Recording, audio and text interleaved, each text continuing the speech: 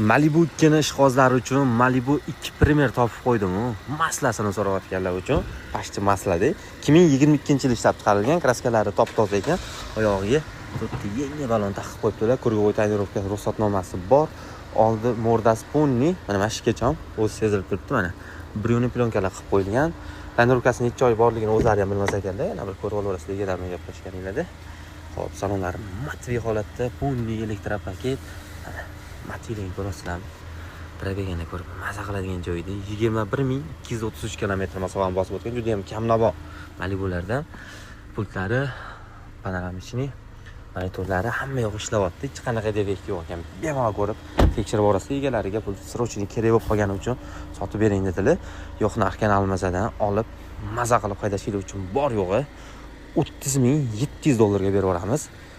O'zimizga aloqaga chiqsanglar, egalar nomerini berib yuboramiz. Bosinglar.